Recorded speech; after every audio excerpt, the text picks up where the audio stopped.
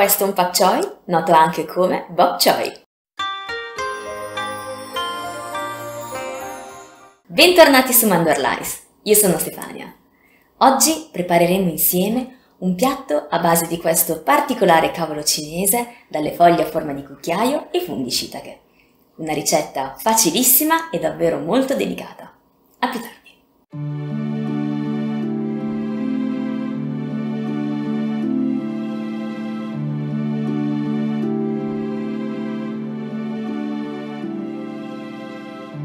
Reidratiamo i funghi shiitake per una notte.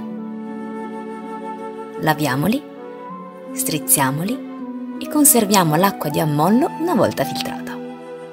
Perfetta non solo per questa ricetta, ma anche per dare un tocco di umami ai vostri brodi.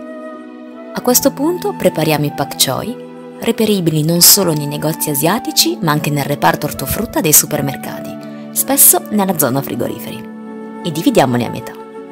Potete usarne quanti ne volete. Io ho tagliato 6 pak choi. Mettiamo a bollire dell'acqua, saliamola se vogliamo e scottiamo i pak choi per circa un minuto. Questo non solo per lasciarli croccanti, ma anche per non perdere il loro caratteristico color verde acceso. E lasciamo scolare.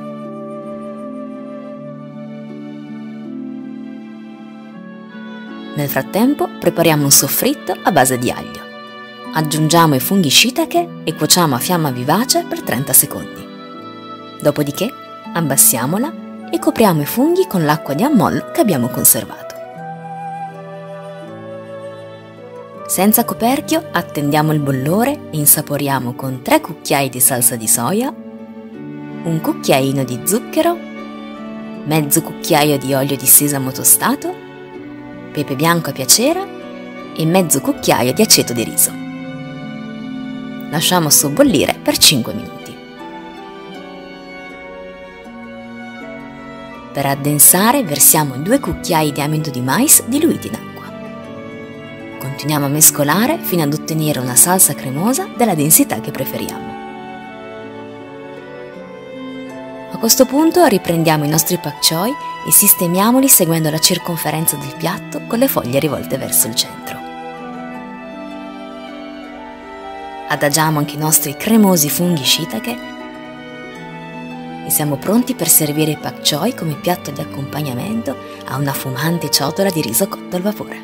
Pak choi in cinese cantonese significa letteralmente verdura bianca e le varietà che si trovano più spesso in commercio sono 2. Il pak choi bianco dalle foglie verde scuro e dal gambo bianco e il pak choi di Shanghai. La seconda varietà è quella più diffusa nei supermercati occidentali ed è caratterizzata da foglie a forma di cucchiaio, di color verde chiaro e steli di color verde giada. Ha sapore dolce, leggermente amaro e secondo la medicina tradizionale cinese promuove la salute dell'apparato digerente. Potete cuocere al vapore per 6-7 minuti, saltarlo in padella, grigliarlo. L'importante è non cuocerlo troppo e lasciarlo ancora leggermente croccante. Fatemi sapere sotto nei commenti se già conoscevate il pak choi e in che modo preferite cucinarlo. Anche per oggi Mandorlais termina qua. Come sempre, grazie per il tuo tempo e alla prossima!